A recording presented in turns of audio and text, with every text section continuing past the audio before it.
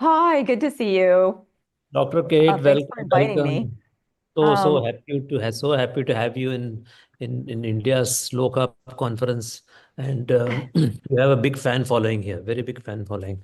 Your oh, deep nutrition, dark calories are something. They're all wonderful books. So before we start our session, I'll just have a round of introduction. So I'll just introduce myself also for the audience in case someone is new. So I'm Shashi, a certified metabolic health coach from D-Life, India's first and only award-winning low carb platform. This was founded in 2014 by Anup Singh, who is an IIT Roorkee silver medalist engineer, and also he had the Icons of India award. D-Life pioneered the low carb movement in India.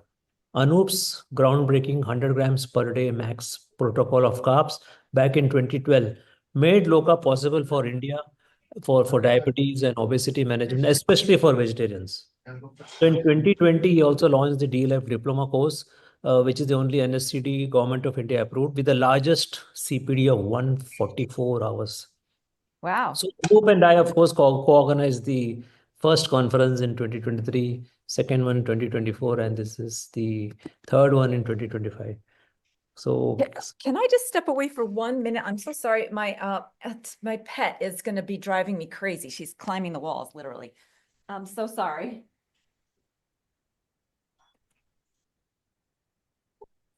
Yes. All righty. Well, that's very impressive. Thank you for the introduction because it's always helpful to get some background. Um, So Cate Shanahan is an MD, a board-certified family physician and globally recognized health advocate.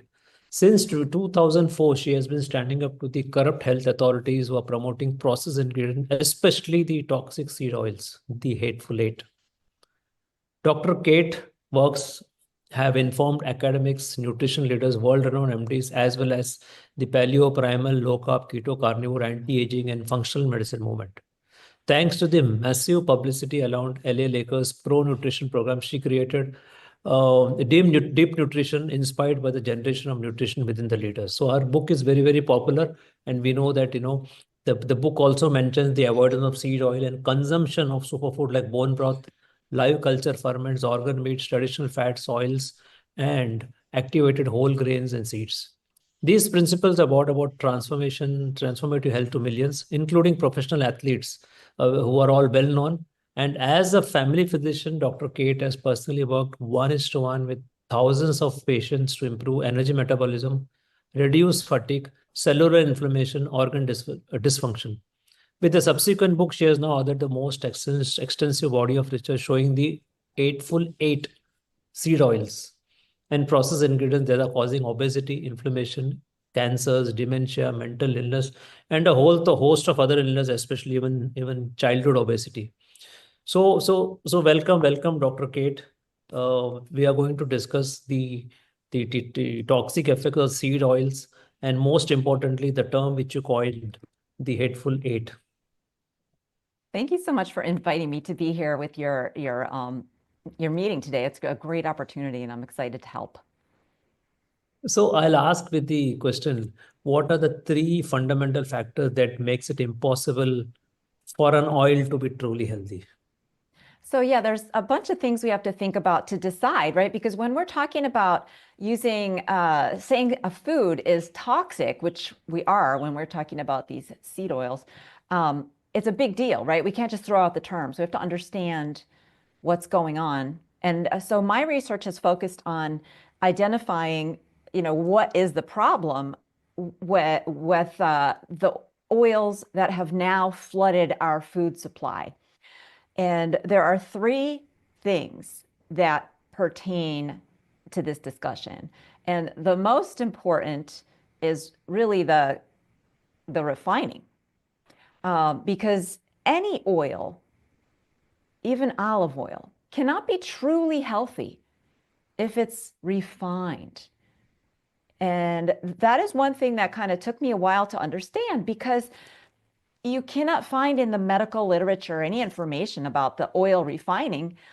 To understand how the oil is refined, I had to go basically behind the scenes in the refinery world and study the manufacturing processes, right? I'm a medical doctor. not a chemical engineer, but I had to become familiar with how these oils are manufactured. And so I asked people who actually make the oils. I've interviewed multiple people who run the factories. I've interviewed people who write the books on how to run a factory. It's very complicated in there. And from doing all of that, the key thing that makes any oil that is refined unhealthy is that nutrients are removed, right? So when we're talking about, I think everybody agrees that olive oil is a healthy oil, right? Well, no, if it's a refined olive oil, it's not actually healthy. It's not going to be toxic.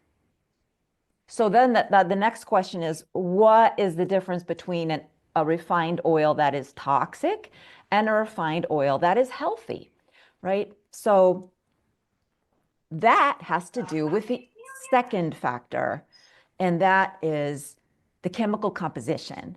So fats are made out of fatty acids, and certain fatty acids are chemically unstable, should not be exposed to high heat, oxygen, metals.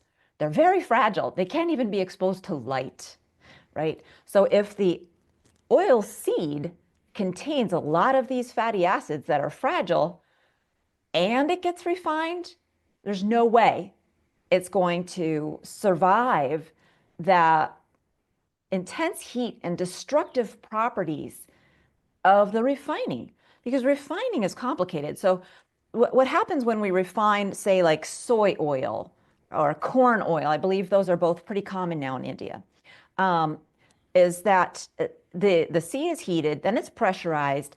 Often there's a solvent called hexane that is used to be more efficiently getting the oil out of the seed.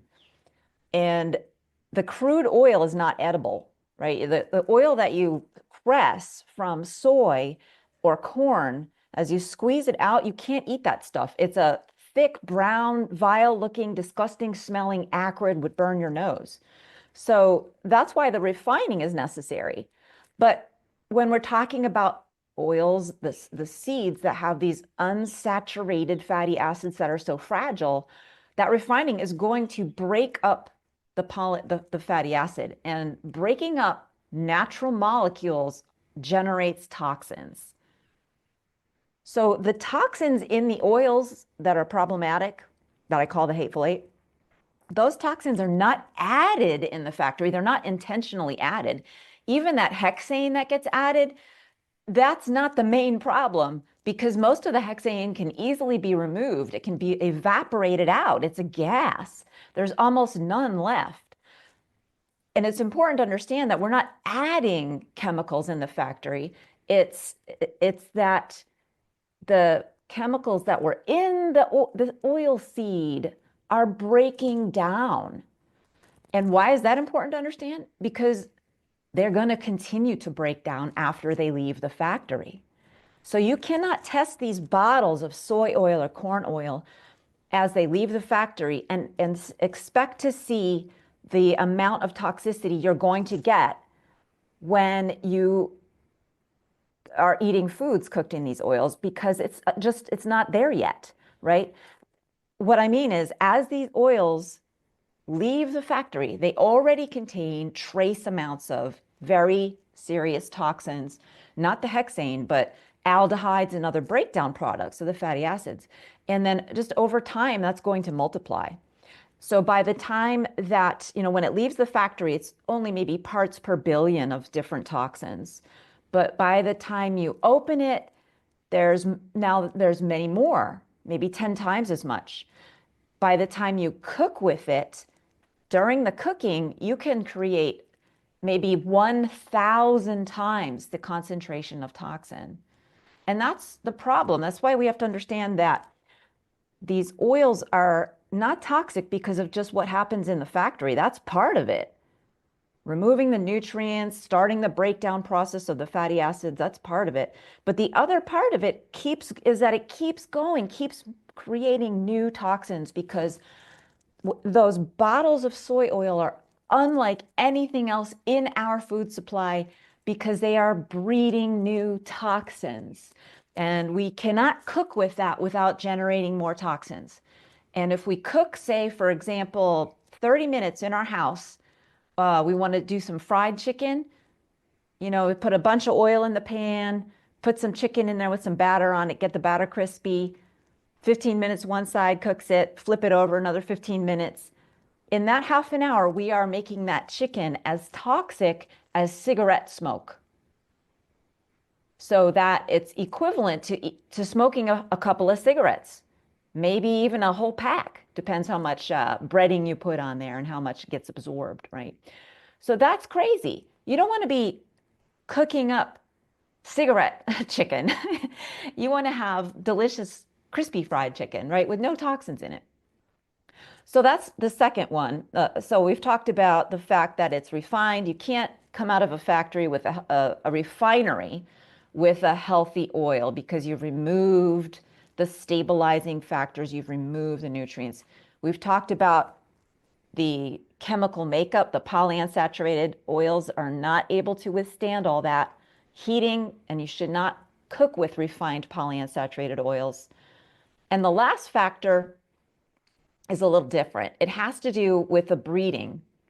And I'll touch on this again later on, like with the next question, but there are seeds that humanity has been using for so long that we have bred them to be stable for cooking. We're not like, we never use these every day. Like, for example, sesame oil, right? That's a very popular cooking oil. I believe you use that in India. And like mustard seed oil also in India, right? Those have been bred for a long time, and they are able to yield an oil that is healthy because of the intelligence of the breeding. It makes it that there are more antioxidants in there, there's more nutrients in there, and the oil is yielded very easily with simple mechanical presses. You don't need high heat, you don't need all this pressure that you do with the soybeans, which were never cultivated for oil. They were cultivated for using as whole food. So those are the three factors. Whether it's refined or not, you cannot have refined oils are not healthy. I don't even care if we're talking about coconut. Refined coconut is not going to be healthy. It's just not as toxic as the seed oils. But you've removed nutrients. It can't be healthy. The second is the fatty acid profile. And then the third is the breeding. Has humanity been preparing these things to be used for a source of oil, efficient source of oil? Or are there other nutrients in there that will stabilize it? Those are the three things that that I needed to consider in order to figure out which of the oils are going to be good for us, which of the oils are going to be toxic for us, and to create this middle category of oils that are okay but not great. And so those are things that are stable but not refined. Like, I'm sorry, that are stable but they are refined, like refined olive oil. It's not going to be toxic, but it's not going to be good for you. The same with refined palm oil, refined coconut oil. That's the middle category. So it's not just that there's good and bad, there's also okay, but not really very nutritious. It's not toxic yet, but it can't be considered nutritious. And so I talk about all of those three categories on my website, and it's so important to understand those three categories and what oils are in there if you want to be healthy, because these are the major source of calories. At least in America, people are getting about 30, well, from total fats, they're getting about 40% of their calories from total fats. And in America, if you're not avoiding the unhealthy oils, you're getting 30% of your calories from what I call the hateful eight, which is So we have been hearing and reading about Hateful Eight. What Hateful Eight? What exactly is it? I think many of us are using it without knowing the meaning. right. So, well, okay. So I thought of the words because there's a movie called The Hateful Eight by Quentin Tarantino, right? So it was kind of a catchy thing. Actually, my husband thought of it, but I thought it was a great idea. And I wanted to come up with a term to identify the oils that are bad, because there isn't one, right? Just saying something is a seed oil, that doesn't tell you if it's good or bad, because sesame seed oil is healthy. If it's, virgin oil, unrefined. The same with mustard seed oil, the same with peanut oil, and peanut is a seed. So we needed to have a term that would identify the problematic oils, and there just isn't one. The industry doesn't, create a term for that. Why would they? And just using the term seed oil doesn't capture it. So I created the term the Hateful Eight because I want people to know that there's 8 that you have to basically memorize them. And those are corn, canola, cottonseed, soy, sunflower, safflower, rice bran, and grapeseed. So those are the 8 problematic oils in most of the world. Now, you may have a ninth, so you might have like the nasty 9 there in India. If there's a version of mustard oil that is refined, I would say that would also be a bad one. That would be toxic. So unrefined mustard oil is good. I wouldn't use it every day because people didn't. It's just, we're not meant to use these tiny seeds for oil every single day, but we can use it in proper proportion, just like anything else in our diets. There has to be a proper proportion. So these hateful eight, how bad are they? Are they worse than other foods which we think are bad for us? These are the worst things in the food supply because there's nothing else that you can say contains toxins that are deadly when it leaves the factory, and that by the time you cook with it is as toxic as smoking cigarettes. There's just simply nothing else like that. There's sugar that gets a bad rap because, rightly so, because there's no nutrition in it. And it can spike our insulin and have some hormonal effects. But it doesn't have toxicity. Glucose molecules are not toxins, right? If our blood level of glucose is too high, that can have toxic effects. But our blood level of glucose is not going to be too high unless we already have developed serious, complications of our diet, which is the type 2 diabetes. So if we don't have type 2 diabetes, our blood glucose levels don't get all that high where the glucose in there can have this toxic effect. I don't know if other people have talked about glycation, but that is how glucose molecules can have a toxic effect. They are sticky, and glycation just means that sugar now starts sticking to your body's cellular proteins and your joints. Glucose can have this toxic effect, but not until it reaches levels that are like twice what is normally going to be in your bloodstream. And that's not going to happen on an extended basis unless you're already insulin resistant.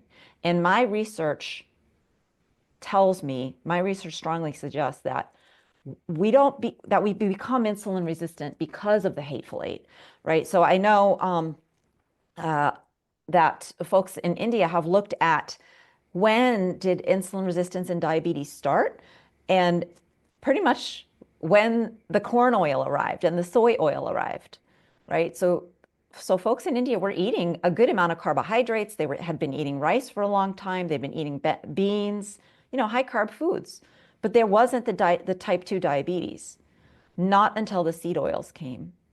And so that's another reason why I can tell you that these oils are the worst of the worst, and they're definitely the most important thing to avoid first and foremost, more than anything else, because like the title of this talk says, they make us crave sugar. So it's harder to avoid sugar because now we want it, thanks to how the seed oils disrupt our body's metabolism, turning us into insulin resistant and type 2 diabetes.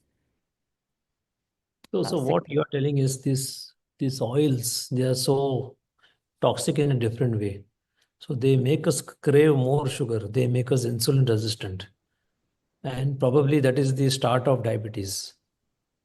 Yes, that's what my research says, is that Hmm. if you want to make somebody diabetic really quickly, well, it's hard to do it without seed oils, right? You can shove sugar into their bodies, but unless you also deprive them of a lot of other nutrients, it's going to take a long time.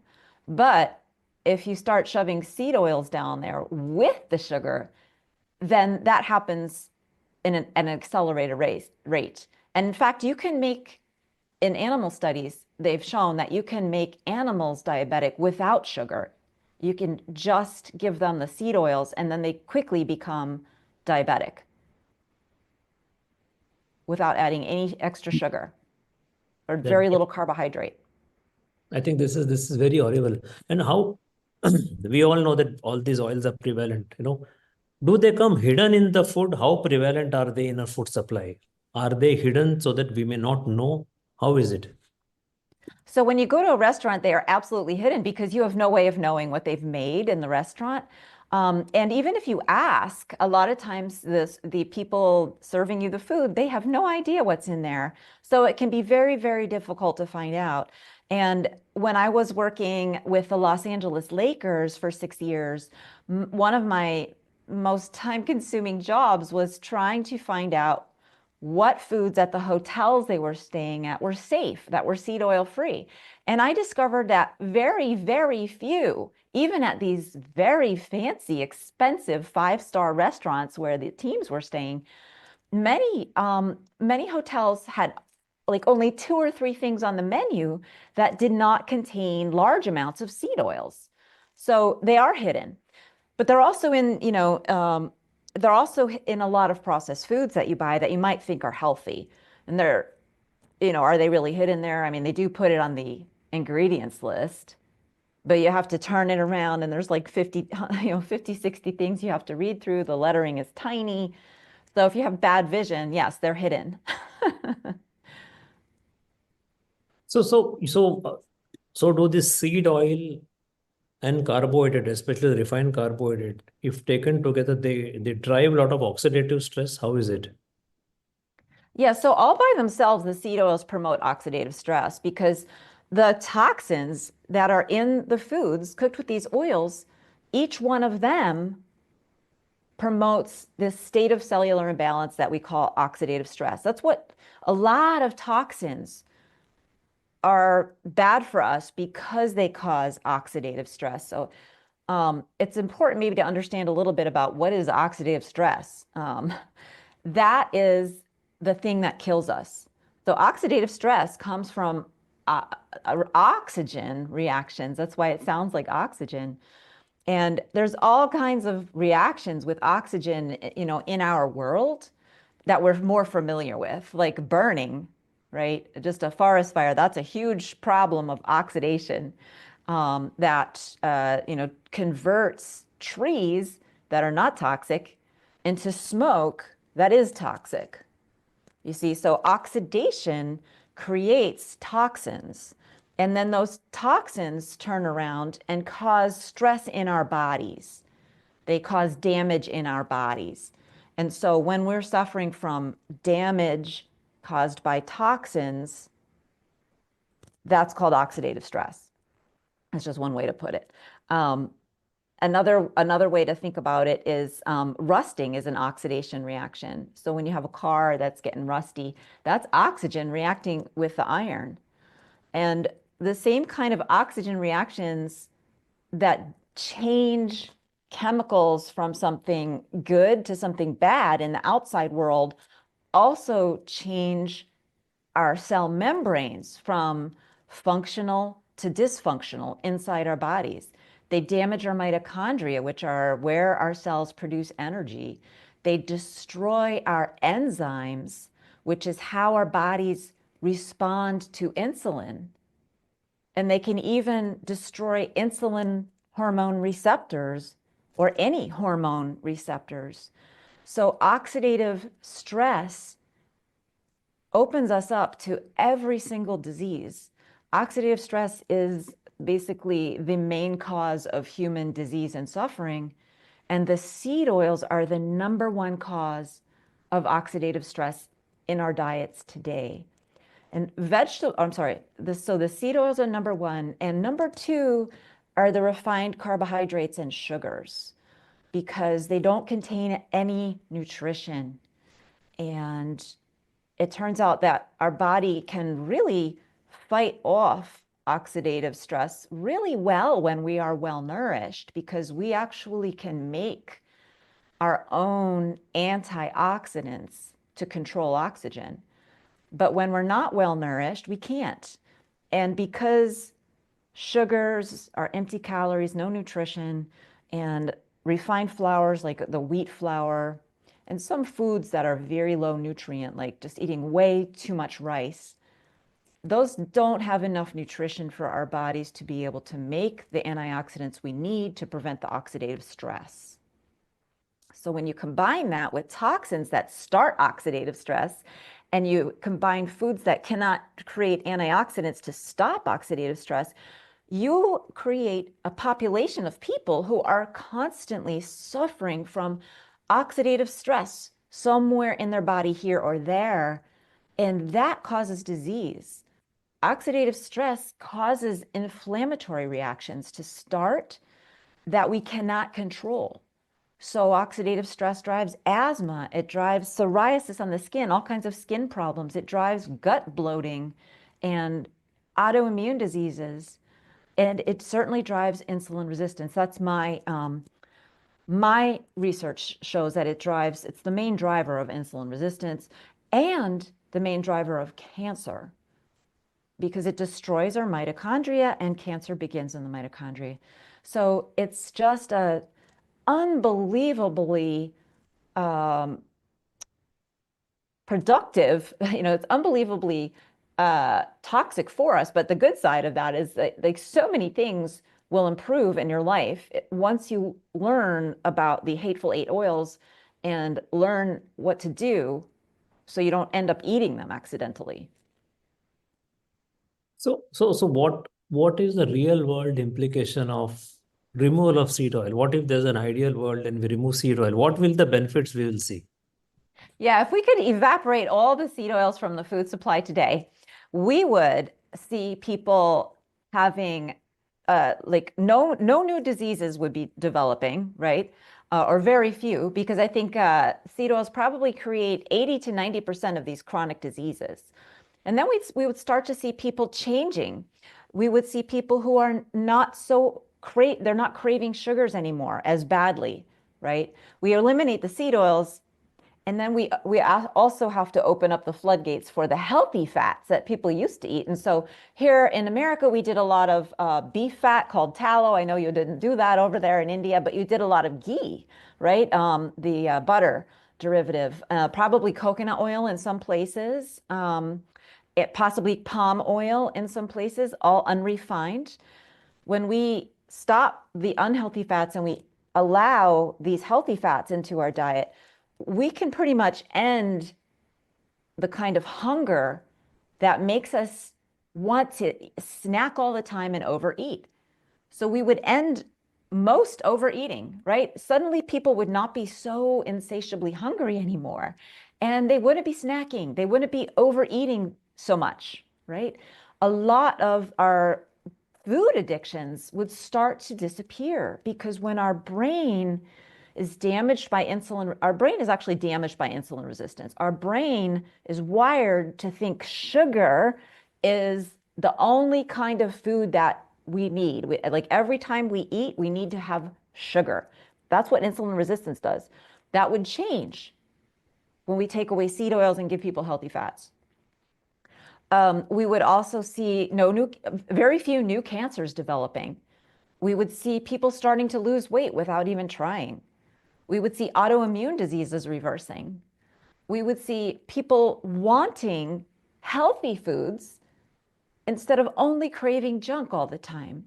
It would radically change our world. It would my research shows that oxidative stress is also related to pregnancy complications, birth defects, premature babies. So it would make being pregnant easier safer, and it would help create a healthier generation of new babies. It would radically transform our entire world. And I think that is why now here in America, the new president's administration has a mandate to help reduce our exposure to these toxic oils. And they're calling it the MAHA movement, Make America Healthy Again. So hopefully you can get something like that going over there in your country with 3 times as many people. I think that would even be better for the world. Hope so. So is the issue in seed oil linoleic acid or is it the refining? So this is a very debatable thing. Why I'm asking is it is O6, omega-6 is found in nuts and seeds also. Are they also toxic and harmful? Can you give us some clarity on this? Yeah, that's such an important question because most of the people talking about seed oils being toxic are not talking about the same things that I'm talking about. They're not talking solely about the oxidative stress and the toxin formation and how the refining changes it. And so they're looking at, I think, the wrong things because it's the refining that makes these oils toxic. And so the seeds themselves are not refined and they're not toxic, right? You can overeat anything. And so, I wouldn't live only on like sunflower seeds or sesame seeds. I wouldn't live solely on those things. We want to have a balanced diet. But omega-6 all by itself, like linoleic acid and omega-6, that is what a lot of people have identified as the reason these seed oils are toxic. But that's a problem because so many natural foods also have these things, and it's just not scientifically backed, right? There's what is valid about that argument is the concept of balance, because soy and corn oils have a lot more omega-6 than they do of something called omega-3. And having an imbalance like that, that's not good. But that's not the reason the seed oils are toxic, period. I think this will clear a lot of confusion because people think that taking walnuts is not good because it is having a lot of omega-6. Yeah, I mean that idea that balance is important in the body is true, but I think people have started obsessing about that and gone down this path of saying, oh my God, all omega-6, now that's toxic. But that means that you can't eat chicken, you can't eat pork, you can't eat so many things. That is absolutely not supported by scientific evidence. And it's a problem for the truth, right? Because there are a lot of people making money selling these seed oils. Let's just face that. That's face facts here. One of the big reasons they are in our food supply is because people are making money. They're cheap and they're essential to the entire processed food industry. And there's a lot of corrupt people in America who are promoting them as healthy. And here's why this is a problem to talk about, like omega-6 and linoleic acid being a problem. Because when the media take that question about seed oils to these corrupt academics, the first thing that they do is they point to all the science saying, well, there's really no evidence that feeding animals high linoleic acid diets causes any disease. But you see what they've done is they've changed the subject. The subject is seed oils. And the academics just switch right over to omega-6 and linoleic acid. And they can only do that because of the people out there now that are saying, oh no, it's not the seed oils that are toxic, it's the linoleic acid, right? And that is a problem. And so that's why I'm glad you're having me on today, because I think people need to know this. It's really causing a lot of confusion and it's shutting down the truth. So I think that conversation needs to stop. And I know there are some very smart people out there promoting that idea. And I would be, perfectly happy to speak with them personally and really help them understand my perspective a little bit better and why I think that they need to stop doing that. How about this ratio of omega-6 to omega-3 in our blood? Does it have any implication? Because that ratio is also said to be having an implication in chronic disease, 1:1, 1:5, 50:1, or something like that. So that is the ancestral was 1:1 or 1:5, 1:10. Now it is something like 1:24, 1:50. So does this ratio make any difference? Yes, it does make a difference because when you don't have a balance between the omega-3 and the omega-6, that affects your own body's ability to metabolize those properly and to make some of the long chain omega-6 that we need for our especially our brains, but for many of our other tissues, our nervous tissue, we need the like the DHA and the EPA. Those are omega-3 fatty acids that are long chain, that are made out of the shorter chain omega-3s that like are in walnuts, right? Flax and walnuts, those have omega-3.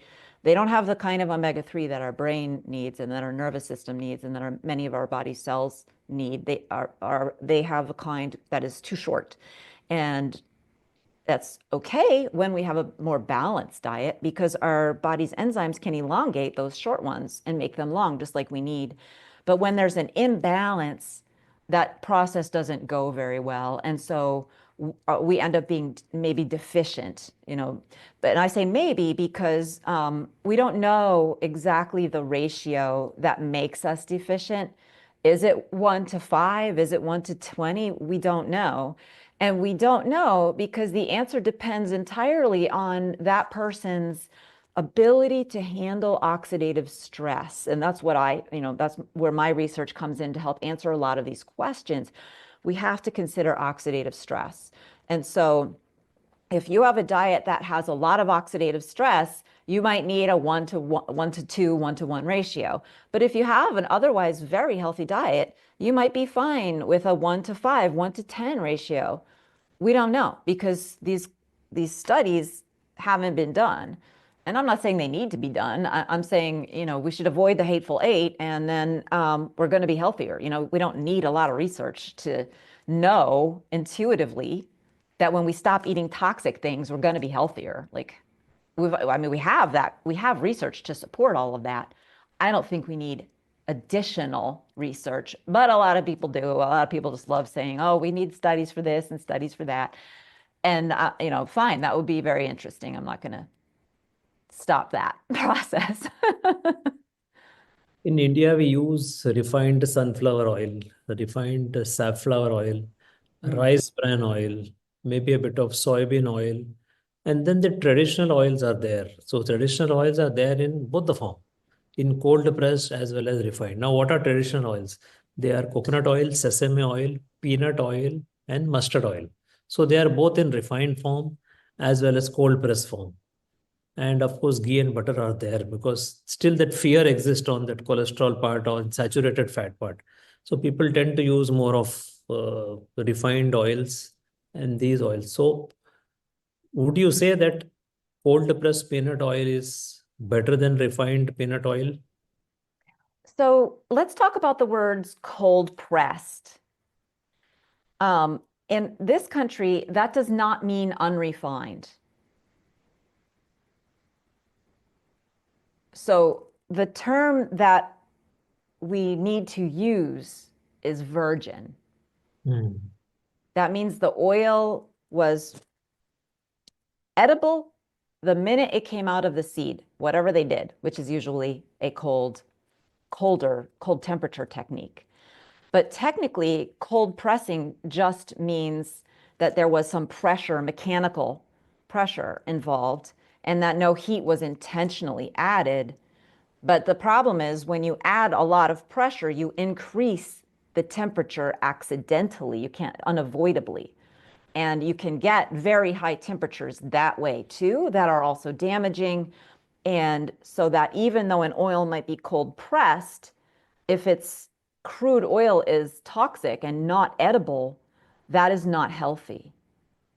Now, the meaning of the term may be different in India. I have not been able to get an answer to that because most of it is you come up with marketing people who are selling their oils and they don't give you the details. The thing is that it needs to be two things.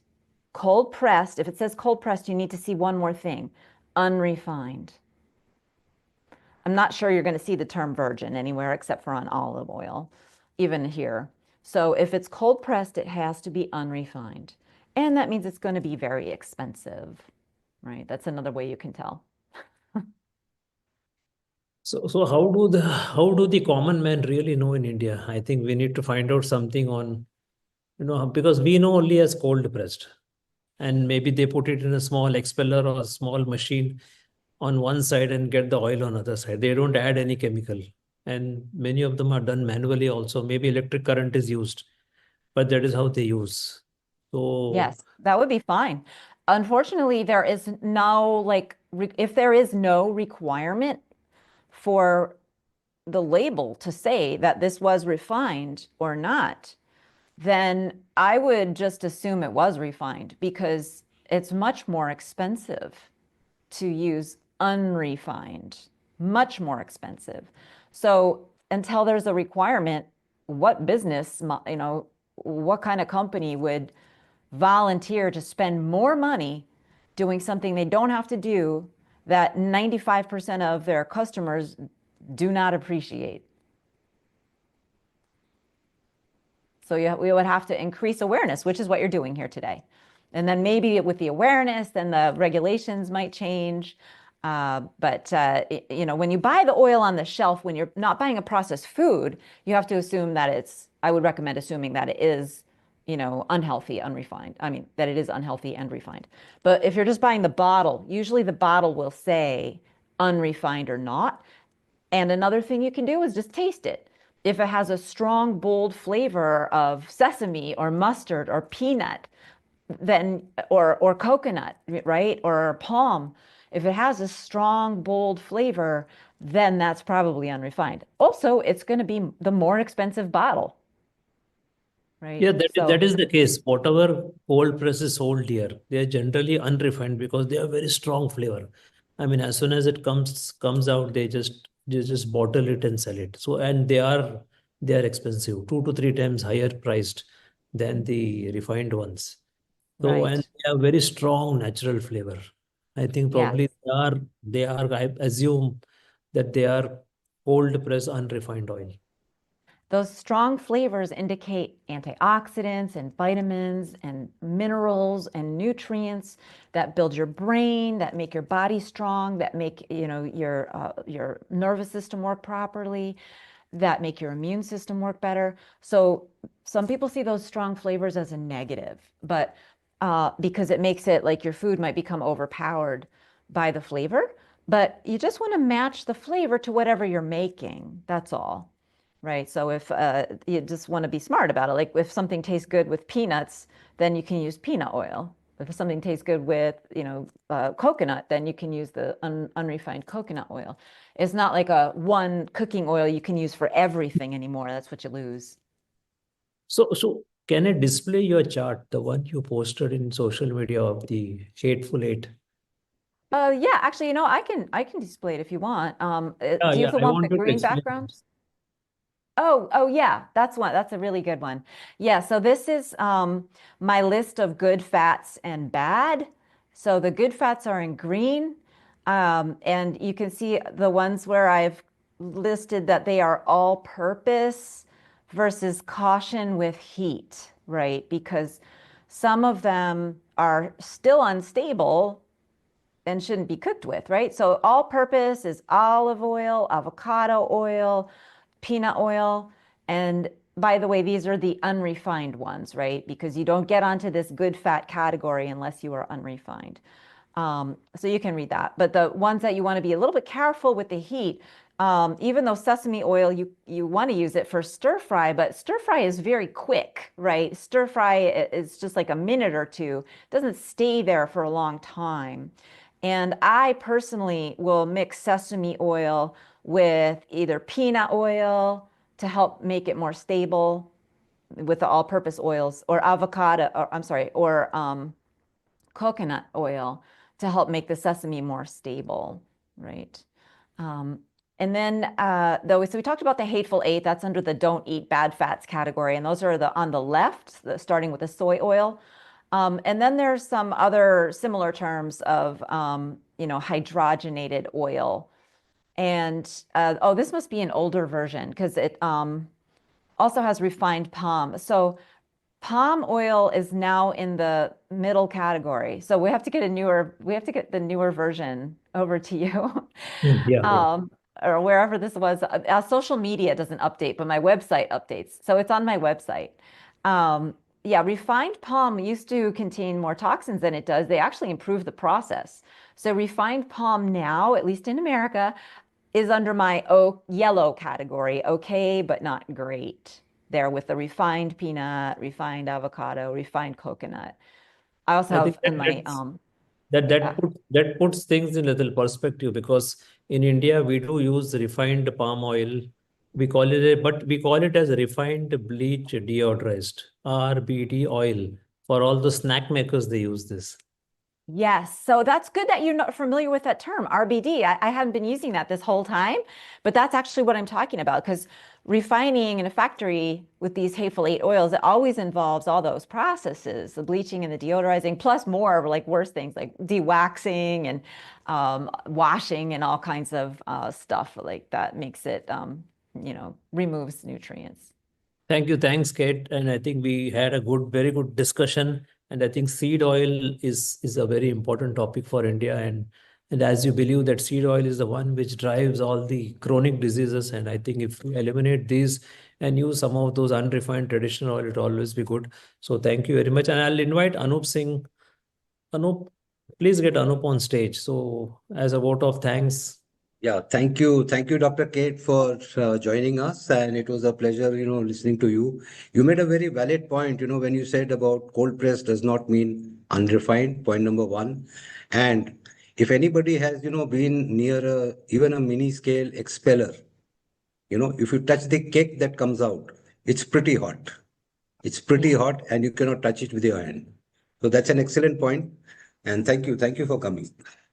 Thank you. I just want to say one more thing is I explain a lot of these harms of these oils in my latest book called Dark Calories.